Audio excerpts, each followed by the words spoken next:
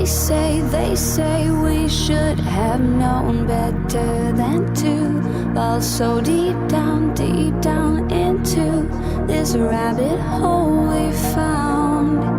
And I was thinking, hi, this is Nico. You're listening to my Dad Fall, also known as the White Rabbit, and James Jardine on the one and only Down the Security Rabbit Hole podcast. Buckle up and enjoy. deep into this pool of regrettable situations. Pitch black, think back to the last time that we were happy. Okie dokie. Good morning, good afternoon, and good evening. Welcome down the security rabbit hole to the industry's favorite podcast, the Down the Security Rabbit Hole podcast, with great hosts, great guests, and continuing that trend. James and Jim join me again today. Gentlemen, good morning to you. Good morning. Howdy. Howdy, boys. And over in the other corner, Mr. Rob Allen returning and to say hello with Good morning. Favorite microphone. With my emotional support microphone, yes. I was gonna let you do that if you want to do it on your own, but emotional. No, it's okay. Emotional support microphone. It's soft and fluffy and huggy. Some people have emotional support dogs, cats, pillows. This is one of those generations where I think everybody's got an emotional support something, except for human. I like it. I like how it doubles as a microphone and a squeeze, like the stress ball, right? I mean, it's multifunctional. Fantastic. Yeah. Multifunctional. How did we go off the rails 17 seconds in? What the hell? Look, blame me. It's probably my fault. That's probably your fault. All right. So for today's episode, before we get wound up, my coffee has not kicked in yet. I wanted to bring Rob back because I want to talk a little bit about endpoint security. It's been on my mind quite a bit lately as one of the parts of the triad. Anton's triad, wherever Anton is right now. He's probably got his ears tingling. Where we talk about endpoint security, network security, and some sort of correlation or analytics or SOAR or wherever that third piece is. But the evolution of endpoint has had some ups and downs. So a couple of large downs lately. But Rob, I remember, I still vaguely remember, running Symantec with a parent server and manually updating virus definitions once a week because that's all you needed, not 27 times a minute because that's what we are with now. And then EPP, endpoint protection, became a thing, and then EDR, and now everything's an MDR. And maybe soon it'll be an LOL, OMG, BBQ, GTFO. I don't know. We've got lots of acronyms. We got XDR too, right? I mean, XDR. Yeah. How could I forget XDR? I don't know. We got to squeeze in an I, a little I in there somewhere. So an I XDR. Can we got to add? What the hell's an I XDR? I'm making it up. But it's probably going to be a thing tomorrow. Okay, good. What? We're inventing it now. Are we? Just give it time. It will be a thing. 100%. But by tomorrow, some Gartner analysts will have made this their most brilliant idea. I have, believe it or not, I had a call last week with a Gartner analyst who confessed to being the one who invented, or one of the ones who invented, the term EDR. So he has a lot to answer to, or a lot to answer for, rather. There's plenty to answer for there.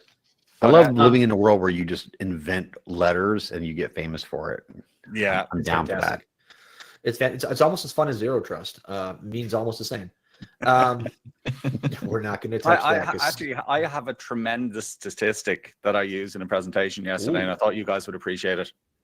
Yeah, tell me. Now, we all know about the damn lies, and statistics thing, but this is a verifiable statistic. Yeah. So it is that 100% of successful cyber attacks are not detected in time or at all. Is that not a tremendous statistic? I mean, all 4-digit pins have been exposed already too. So it's. No, I quite enjoyed that one. That's a good one. Hey, Rob, where is all this going? Are we on the precipice of yet another term? Are we getting? I really hope not. I really hope not. There are too many terms already. There's too many Diors, as I'm sure we can all agree. But I suppose the point of that statistic is to say that fundamentally detection is important, response is important, but it's not enough. If detection and response was enough, realistically, there would be no such thing as ransomware. And unfortunately, the evidence would suggest there is very much still such a thing as ransomware. I mean, fundamentally, nobody can know all the bad things. Nobody does know all the bad things. So trying to detect and block and stop things based on decisions about good or bad is fundamentally not a sustainable strategy. So let me take you the journey that my brain goes on every time I get into this mode. So ages ago, we started with prevention was the key. Right? All the endpoint tools were centered around prevention, preventing bad guys, preventing all threats known and unknown. That was my favorite. I'm going to say that until that dies, or I do, one of the two. Then it became then the industry shifted to assume breach, and then detection and response was the key. And Palo Alto came out with a giant sign at Gartner Sec that said, and I'll remember this forever as I was going down the escalator at Gaylord in National Harbor down to the floor there where the vendors were. Palo had this giant banner with said dinosaurs detect and respond, like true heroes prevent or something. And I'm going, what? I don't think that ever manifested the way they thought it would. But so we went from prevent to detect and respond to prevent, detect, respond, recover. And then the piece that we're all kind of forgetting, which oddly enough, I don't think is really the done well on the endpoint, is the identify piece, the I. What's the state of the art in your opinion, Rob? Are we still detect and respond? Have we recognized as an industry that there's a good chunk of prevention that's required and to be maintained? Like what's the what? Yeah, well, I mean, I'd be very much of the opinion you're better off stopping something from happening than trying to detect it happening and respond to it happening. Would it not be better to stop it in the first place?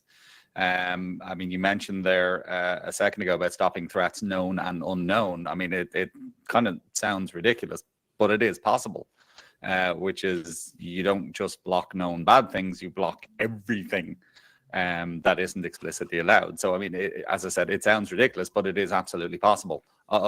Finger wag. So you hit. Sorry, guys, I'm monopolizing time. I promise I'll let you, Jim. I'll let you guys jump in a second. But this is one of those buttons that just like turns up the temperature in my office here quite a little bit. So the known and unknown. I understand, and I appreciate that you went towards you just block everything except for things that you know are good. Like by definition, that should be there. I wouldn't even say that. I wouldn't even say block everything that you know, or everything that you know is good. How the hell does anything work? Well, everything that's not needed. Just because something is good doesn't mean it should be fair. So I mean, TeamViewer or AnyDesk or advanced IP scanner. These are all things that are used or misused by bad guys. So does that mean that just because they are good that they should be allowed? I would argue no, they absolutely shouldn't. So that's fair. Maybe we tackled this the last time I had you on the show, but how does that? I've seen that tried. I've seen that tried in smaller organizations, and it's questionable. I had a company back 24 years ago when I worked at General Electric that told me that was possible, and they tried, and then we all laughed and went out for lunch and said this isn't going to work. How do you do that at scale without an insane amount of people? If you're going to say AI, I'm going to mute my mic because you know what's coming next. There's one thing that you are absolutely not going to hear me say today, which is AI is the answer to this problem. So automation starts with an A. So no, realistically, I mean, we've got 50,000 plus organizations who are walking proof that this is possible. It is achievable, it's attainable. I mean, there's a couple of parts to it. I mean, the first part is I mean, you could call it visibility, but it's fundamentally knowing what is required in your environment. That starts with knowing what is in your environment. So, and it basically means push something out. It will report back. It will say, these are all the programs that are working or that are running on your machine. And then an administrator can make a educated decision as to whether or not things are needed or not. So just because TeamViewer is running on 20% of the machines in your environment doesn't mean that TeamViewer needs to run on 20% of the machines in your environment. So as I said, visibility is step one. Step two, and again, based on your description of you're trying to accomplish this previously, and I have had conversations with organizations who have tried to implement this type of solution, not with us specifically, but with other solutions that are out there, allow listing solutions, and they've spent, and this is not an exaggeration, years trying to get that makes it to sense. work. Yeah, of course, because they're never going to get there. That's why it takes years. Well, one organization in particular spent 4 years trying to implement application allow listing, and had just I don't know why they haven't just given up going down the road they have. I mean, I think it's just sheer bloody mindedness. At some point, it's just pride. I'm going to make this work or else. I did speak to another organization, a large health insurance company in the Middle East, and they spent 2 years on a project. They had 10 people working for 2 years trying to implement allow listing using Microsoft's tool, and they actually gave up. They had the common sense, and they just said, look, we can't do this.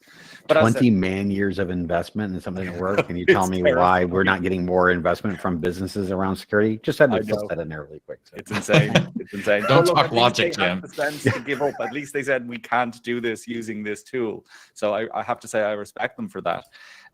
But as I said, apart from figuring out what's there and what's needed, the other thing is, and look, anybody who's tried to implement allow listing will know that probably the biggest problem you will come across is the question of what happens when software updates. And broadly speaking, what happens when software updates is it breaks. Because your allow listing solution says, look, I know that file is called acrobat.exe, but it doesn't match my hash for acrobat.exe, so I'm not going to let it run. And then you have to respond, and then you have to catalog things, and you have to maintain definitions and all that kind of stuff. So it's a huge amount of work. So what we do manual labor work, absolutely. But the good news is we've got 60 people in what we call our applications team outside who are basically cataloging. They're doing all that hard work for all of our customers. So they're cataloging updates. You know, a new update for Acrobat comes out, they'll grab it, they'll download it, they'll catalog it, and they get pushed out to anybody who's got that definition automatically. So we're taking the majority of the heavy lifting and hard work out of the process for people. So it is, as I said, 50,000 organizations will say it's attainable, it's manageable, it's doable. So I got to jump in because I've been living what you're talking about, Rob, for a really, really long time. And unfortunately, we're talking about definitions again, which gets me a little spooked. And then the second thing is that I get that you might have something that is trusted or not trusted, or something that's trusted that doesn't need to be on all systems, like you mentioned TeamViewer example, okay?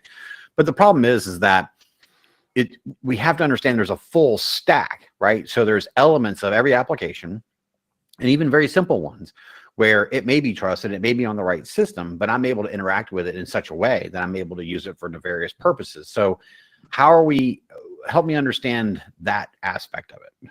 Absolutely. So, I mean, fundamentally, what you're referring to is largely living off the land.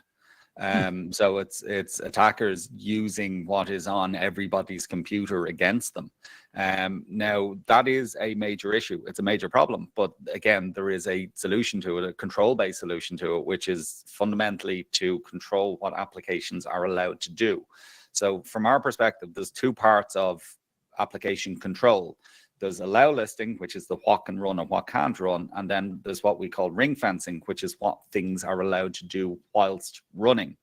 So you can control application interaction, for example. So you can stop Office from calling PowerShell, because in most environments, they need to run Office. In many environments, they need to run PowerShell. But is there any good reason for Office to be able to call PowerShell? Realistically, no. But even further from that, we also allow you to control other things. So we can control, for example, what files, what data applications are allowed to access. So maybe TeamViewer needs to run on your machine, but does TeamViewer need access to all of your documents or your finance share or your management share? Reality is probably not. So that's why with, again, ring fencing, we can control what data individual programs can access. And the last part, and this is probably the biggest part of ring fencing and the most important part of ring fencing, is where things can go on the internet. So you can use PowerShell to run remote code. You can download and execute payloads. You can do all manner of things that interact with the internet with PowerShell. I mean, PowerShell, by its very nature, can do anything online. Does it need to? Does it need to access the entire internet, or does it need, for example, for a admin team to be able to talk to Office 365?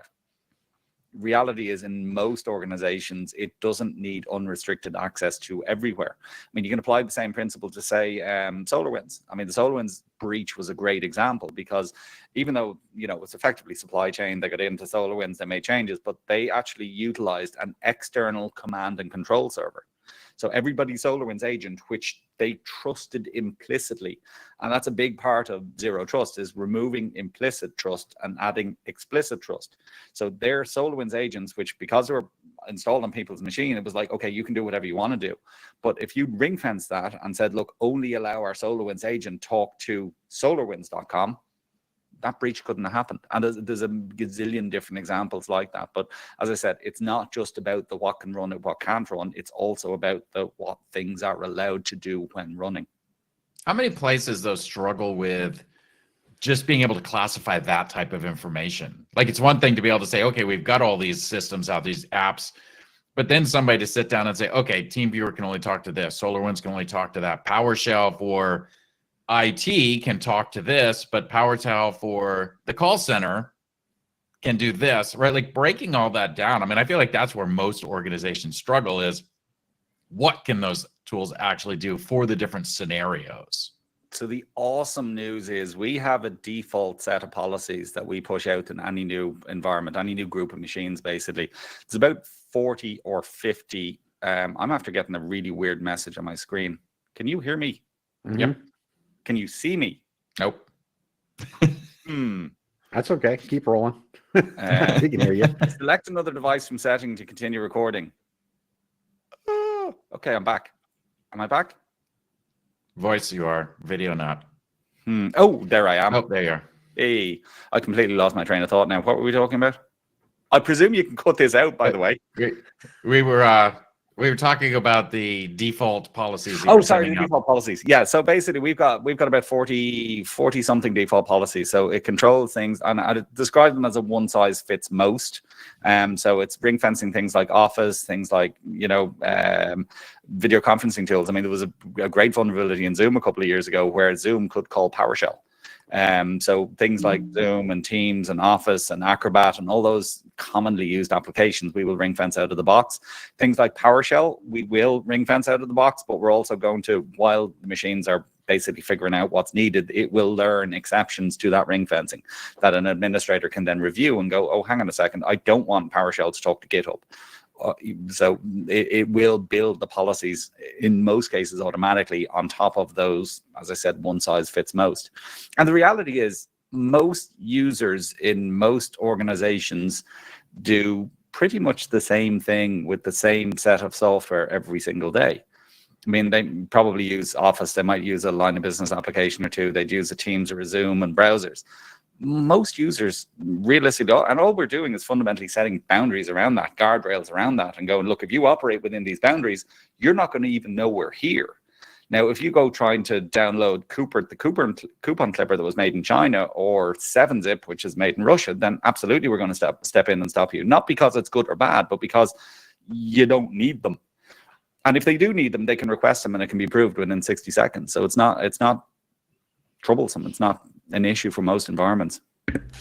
Hey. Good. I have a question. Shoot. So, for me or for somebody else? No, for you. Oh. Because I'm listening to the description of the service. It's crystal clear that I think if I asked you, is endpoint security a product or a service, you'd say it's a service. Am I right? It's not a traditional install it product on its own, off you go. No, it's definitely not set and forget it. I mean, it does require an amount of management, as realistically as any good tool should. I mean, I know Fair enough. going to talk about EDR and MDR, and like, I mean, realistically, EDR without somebody looking at it 24/7, 365 is as good as useless. I mean, fundamentally, hackers don't work 9 to 5. Yeah. So I agree. So where my head's at is we've gone from endpoint tools that are sold to the customer uses them and does things on their own, swung into the momentum right now is clearly into the MDR, managed detection response model. A vendor with a SOC does the heavy lift, the minute by minute heavy lift for you 24/7, 365.5 days a year. Now, in certain corners, I have heard that there is that they're trying to build momentum effectively for the next wave of that, which is effectively MDR minus the people. So it's all automation with, and if you've got this on your bingo card, just get ready, with AI doing most of the work, right? Almost like analyst-free MDR. Thoughts on that, Rob? Especially given the model you're talking about. Can I go back and once again mention my 100% of successful cyber attacks are not detected in time or at all? That's fair. But AI is supposed to stop all that. I mean, AI knows. AI also. Sorry, I tried doing that with a straight face. Ors are in the word strawberry. I literally have a conversation with ChatGPT where it was absolutely sure that there were 2 ors in the word strawberry. So, I mean, realistically, and again, the other thing that organizations don't really consider is, if you think AI is going to save you, it is far more likely to be used against you as it is to save you. I mean, we've already seen the improvements in things like spam emails. I mean, once upon a time, the way to identify spam email was, bad grammar or bad spelling. I mean, you don't see so many of them anymore, primarily down to AI. So again, AI is not going to be the ultimate answer to this.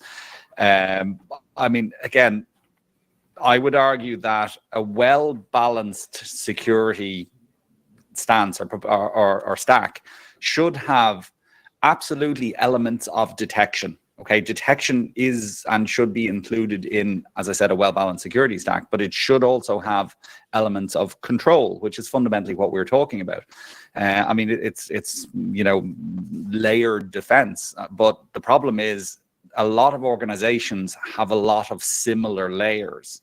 So they've got 3 or 4 different layers of detection built on top of each other. So they've got antivirus, they've got EDR, they probably have MDR, they might have XDR, they might have any other thing that starts with or ends with DR that I can't think of right now.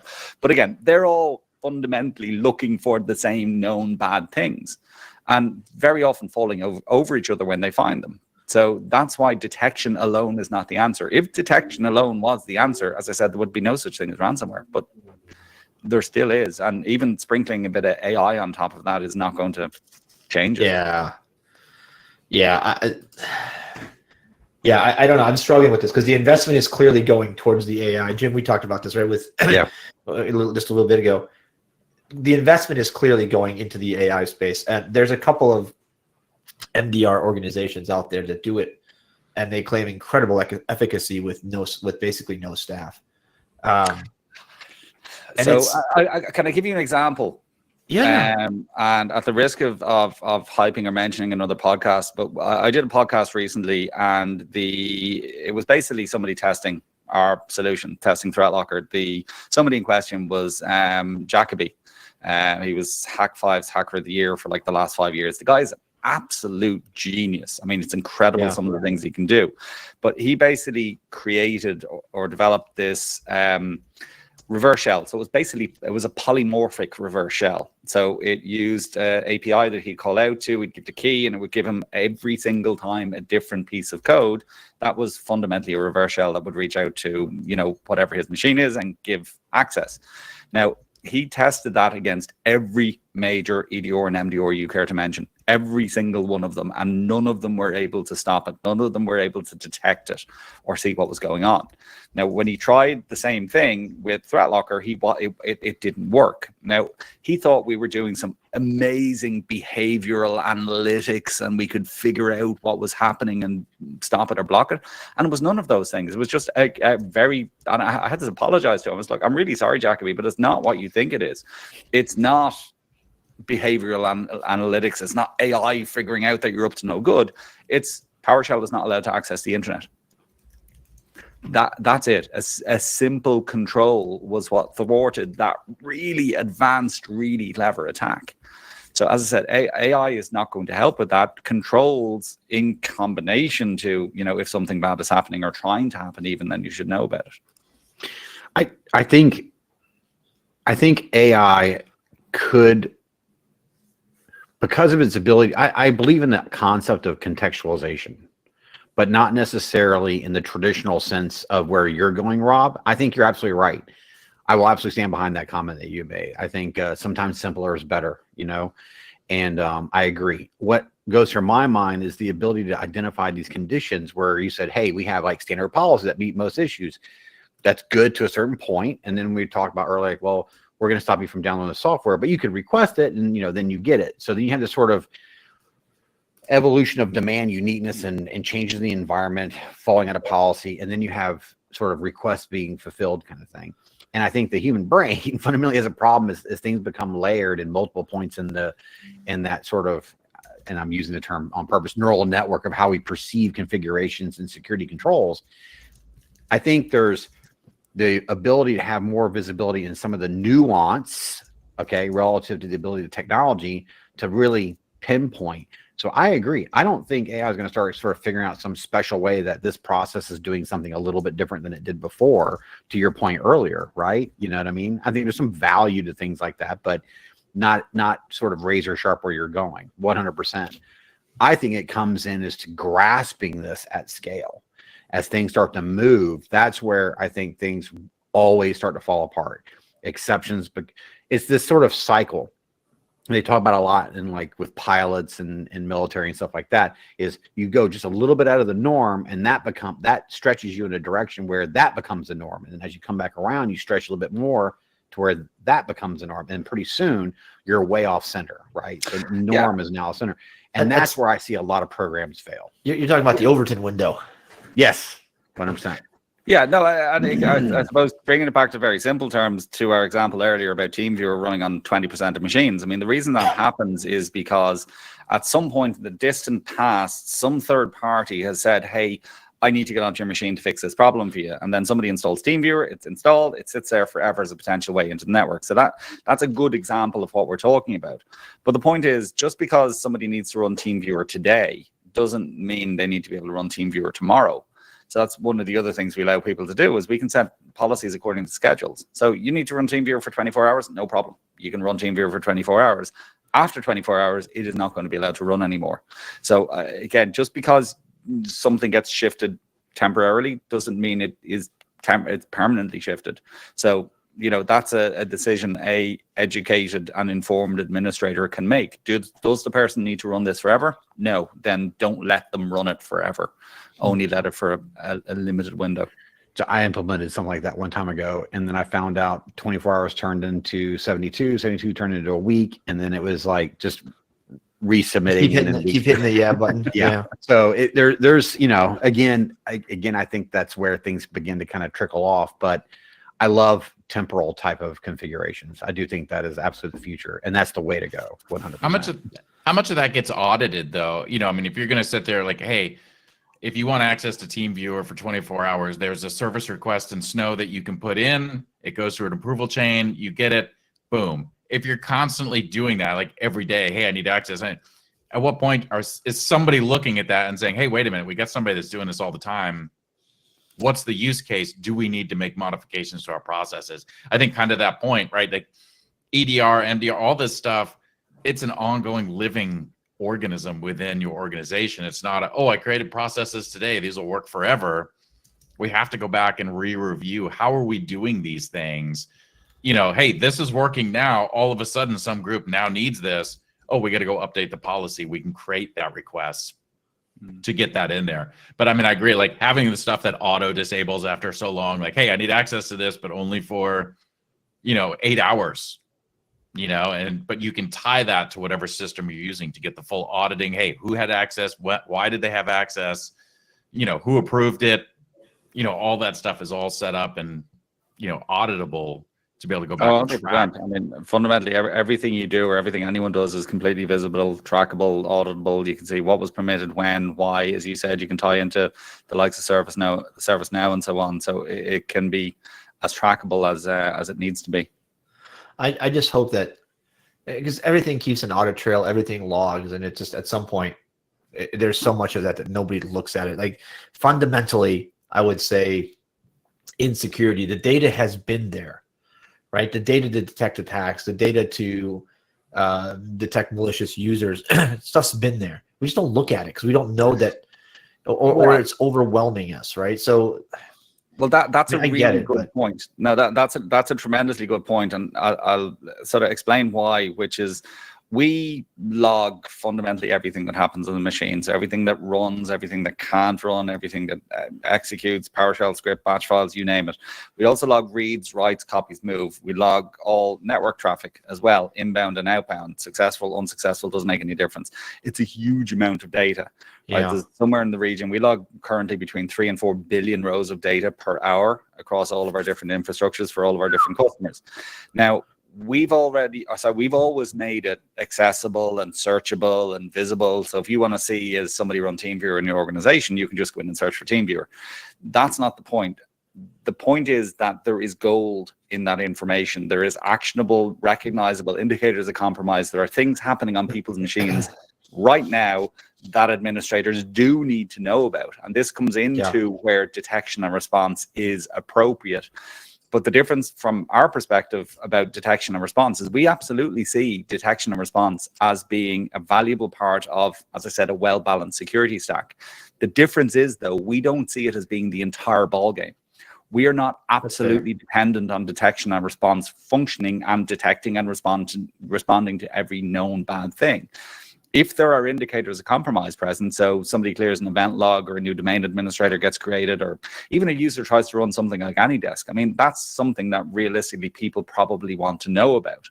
So what we've done is we've added a detection response capability to ThreatLocker. So we've got our control suite, which is what we call ThreatLocker Protect, which are all those controls I mentioned. So our application control, we've got elevation control. I will mention network control because it's really, really important in one moment.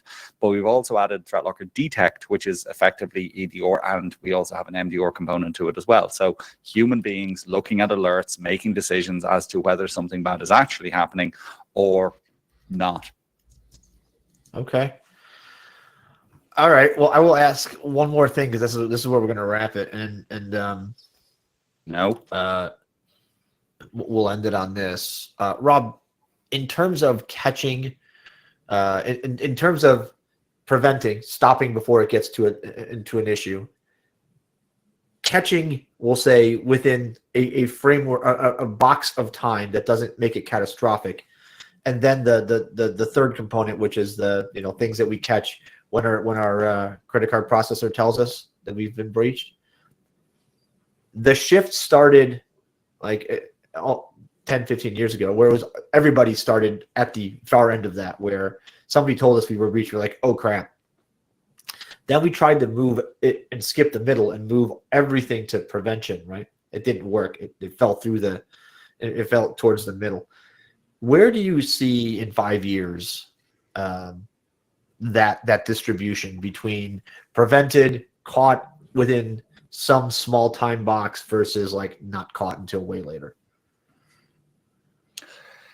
I mean, fundamentally, what we're talking about, I mean, look, the reality is that nothing is completely unhackable and nothing is completely foolproof and nothing is going to be the answer to all problems. I mean, even like zero trust is a concept, it's not a product. It's not something that you can go out and buy off a shelf. It is really? I dare. I challenge you on that one. Yeah. So you've tried. So yeah, no. But as I said, it is a concept. I mean, I did to use the happiness is a journey, not destination is probably appropriate as well in this particular case, because it's a moving target. It's something that you're always going to be striving towards. It's not something you can say, right, I bought this product, now I'm zero trust. You know, so it's always going to be, and as I said, fundamentally what we're talking about is going to buy you time. You mentioned assume breach earlier on, and I think assume breach is absolutely a valid way to look at things. So assume they're on your network right now, they've got full access, domain admin, they can do basically anything they want. If you work from that perspective, if you do assume breach and they are in right now, fundamentally everything that we talk about makes absolute sense. You know, can they run what they want to run? No. Can they use PowerShell to exfiltrate data? No. Can they, you know, RDP move laterally from one machine to another? As I said, network is really important as well. It's not just the endpoint or the application control level. So realistically, and as I said, I'll come back to, I think layered is important, but different types of layers, not all the same layers. And it's something that obviously is helping us grow, is that organizations are saying, look, we don't need 5 different detection tools in place. We might need 1 or maybe 2 at most, but realistically, why do we need 5? And you'd be amazed at the amount of organizations that I have seen that do have 5. Yeah, I'm no, and they think they're more secure as a result. And then they're surprised when they get hit by a 0-day or unknown ransomware. Yeah. Well, all right. Well, that's a good place to end. I want to save some, because we'll do this again. I've got some more questions, but I think that will bleed into a much longer conversation. So, Rob Allen, thanks for joining us, and I wish you luck with your emotional support microphone. Thank you very much. Thank you very much. We'll be fine.